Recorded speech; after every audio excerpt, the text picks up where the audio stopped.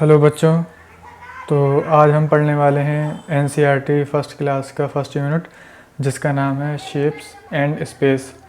तो ये दोस्तों बहुत ही आसान चैप्टर है और इसे आप जो है ध्यान से समझिएगा ताकि आपको आगे परेशानी ना हो। सबसे पहले बात करता हूँ मैं शेप्स और स्पेस की। ये दोनों टर्म्स मैं आपको समझा दूँगा, फिर हम चैप्टर के अंदर जाएंगे और वहाँ जाके देखेंगे कौन कौन से इसके अंदर टॉपिक हैं। तो चलिए आइए बात करते हैं सबसे पहले शेप्स की। तो शेप्स की मैंने यहाँ पर डेफिनेशन लिख दी है, to make something into a particular form. यानी हम किसी भी चीज़ को एक आकार दे सकते हैं, एक शेप दे सकते हैं, तो वही चीज़ क्या कहलाती है बच्चों? शेप्स कहलाती है। तो जैसे यहाँ पर मैंने एग्ज़ाम्पल लिया है, ये सबसे पहला एग्ज़ाम्पल मैंने लिया है स्क्वायर का। तो स्क्वायर का दोस्तों क्या होता है, इसकी चारों साइड बराबर होती हैं, तो ये एक तरह का क्या है, शेप है। ये आप लोग बाद में पढ़ेंगे, इसका नाम है स्क्वायर। इसको हम स्क्वायर कहते हैं जिसकी चारों साइड बराबर होती हैं। यहाँ लिया है मैंने दूसरा एग्जाम्पल, इसका नाम होता है बच्चों रेक्टेंगल। इसकी दो साइड बराबर होती हैं और दूसरी दो साइड वो बराबर होती हैं। जैसे ये वाली साइड इसके बराबर है और ये वाली साइड इसके बराबर है, ठीक है। और यहाँ पर मैंने एक सर्किल का एग्जाम्पल लिया है, जो गोल होता है उसको हम कहते हैं सर्किल। क्या कहते हैं बच्चों? गोले वाली चीज़ को कहते हैं सर्किल कहते हैं। तो ये एक सर्किल का शेप है। तो बच्चों आपके बात समझ में आ गई। चलो अब बात करते हैं स्पेस की। स्पेस वो जगह होती है जो किसी शेप के अंदर होती है, यानी कि इसकी डेफिनेशन पढ़ लेते हैं पहले, an area that is empty, जो कि खाली हो। तो यहाँ पर हमने एक स्क्वायर ले लिया है, यहाँ पर एक स्क्वायर का एग्जाम्पल लिया है। इसके अंदर आप लोग देख सकते हैं कि ये सब क्या है, खाली जगह है। तो ये क्या कहलाता है दोस्तों? स्पेस कहलाता है। इसको मैं थोड़ा सा और मॉडिफाई कर देता हूँ।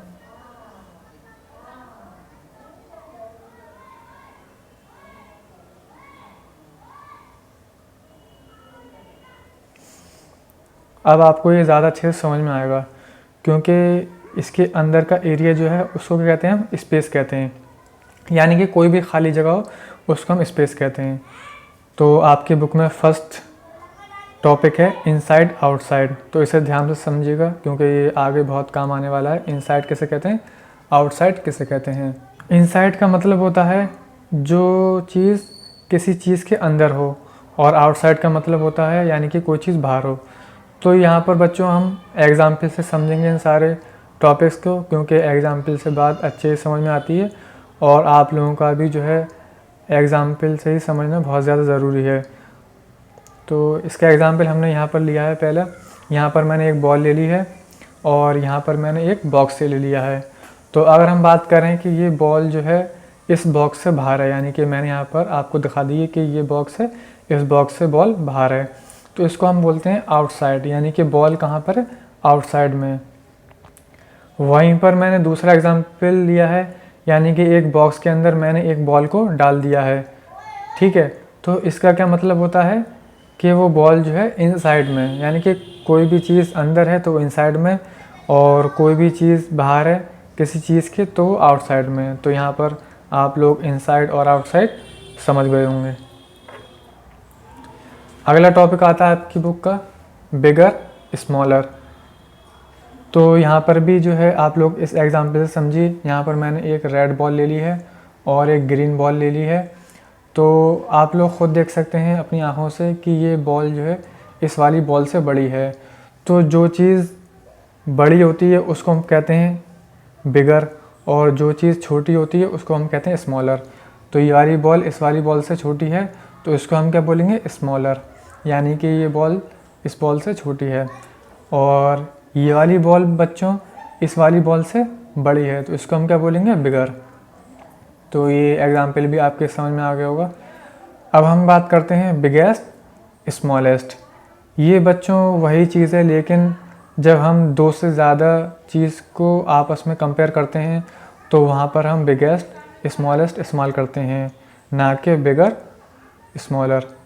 जैसे यहाँ पर आप एग्जाम्पल देखिए, मैंने यहाँ पर 3 बॉल ली हैं, यानी कि यहाँ पर अब 2 बॉल नहीं है। अगर 2 बॉल की बात होती तो हम बिगर और स्मॉलर बोलते।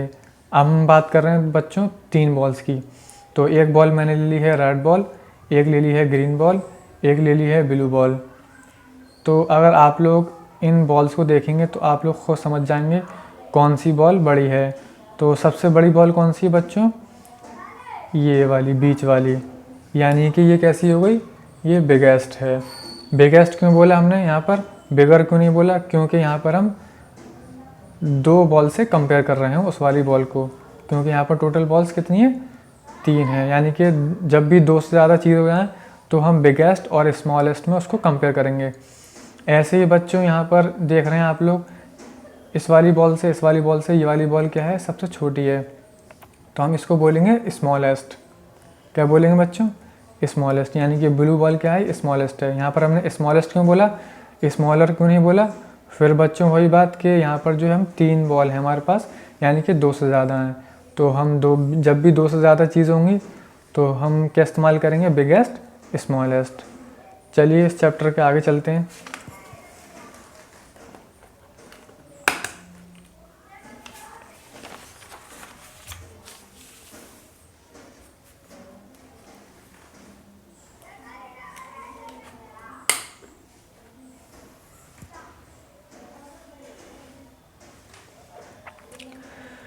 अब अगला टॉपिक है यानी कि टॉप बॉटम।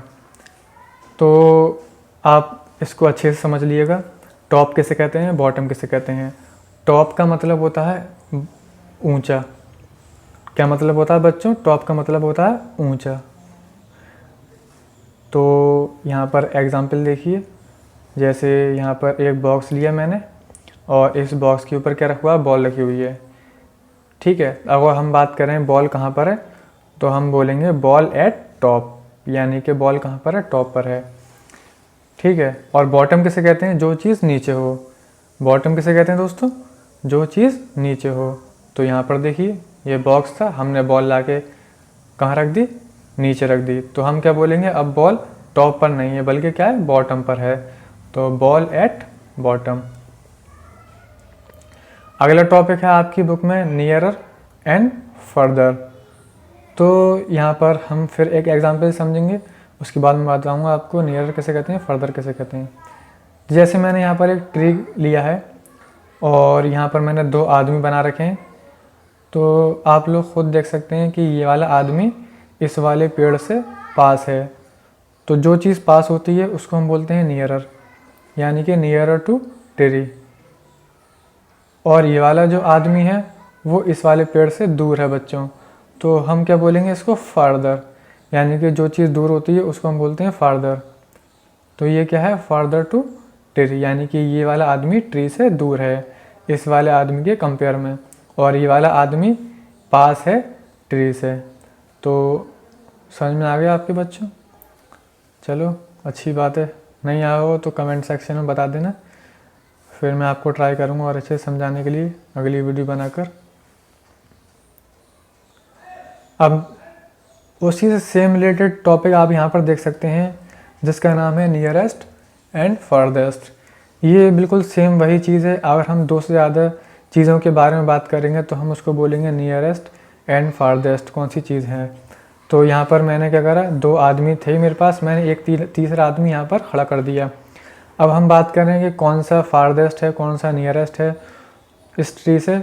तो आप लोग देख सकते हैं कि ये ज़्यादा दूर है, ये वाला आदमी ज़्यादा दूर है इस वाले ट्री से, यानी कि फारदेस्ट फ्रॉम द ट्री। तो इसको हम बोलेंगे फारदेस्ट, यानी कि ज़्यादा दूर है। तो फारदेस्ट का मतलब क्या हुआ? दूर।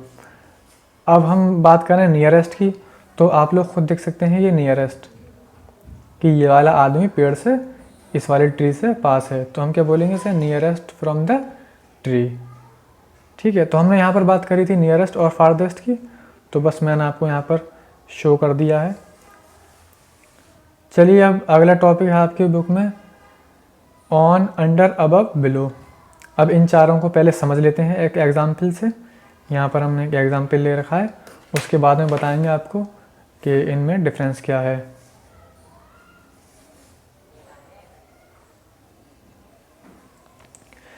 तो यहाँ पर मैंने एक कमरा सोच रखा है, एक कमरे में हम लोग, और यहाँ पर जो है हम थोड़ा सा कमरा बना लेते हैं।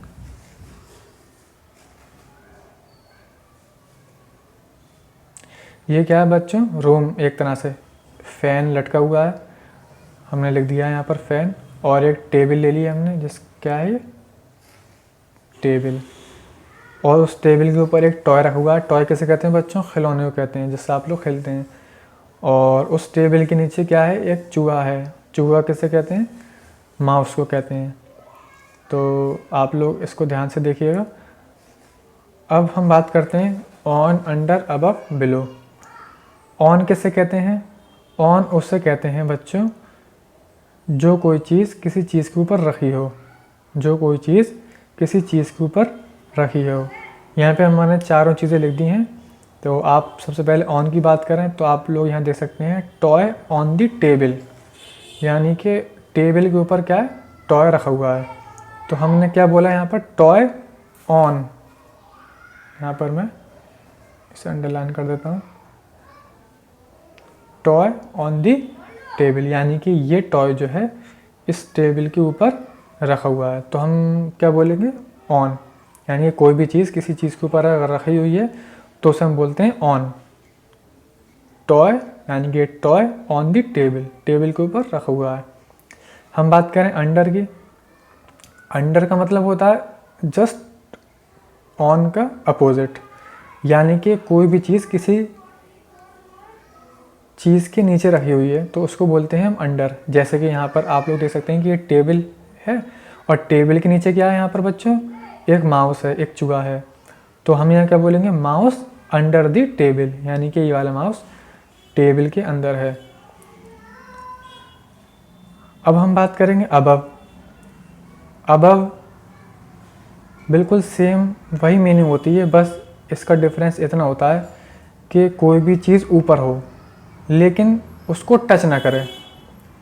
समझ रहे हैं आप लोग, उसको टच ना करे।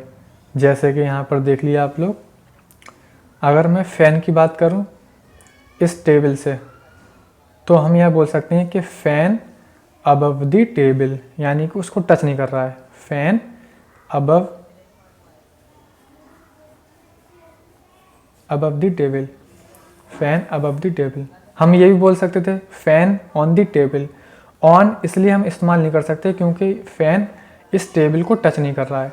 टॉय टच कर रहा था तो हमने बोलता है यहाँ per toy on the table. अब फ़ैन जो है ऊपर है, यानी कि इसको टच नहीं कर रहा, तो इसलिए हम इसको क्या बोलेंगे, फ़ैन अबव दी टेबल, फ़ैन अबव दी टेबल। ठीक है। ऐसे ही हम बात करते हैं बिलो की, तो बिलो का भी जस्ट सेम मीनिंग होते हैं। जैसे कि कोई भी चीज़ किसी चीज़ के नीचे हो लेकिन उसको टच ना करे। जैसे अब इस फ़ैन की बात करते हैं और इस टॉय की बात करते हैं। तो अगर मैं टॉय की बात करता हूँ तो मैं क्या बोलूँगा, टॉय बिलो दी फ़ैन, यानी कि ये वाला खिलौना इस फ़ैन के नीचे है। टॉय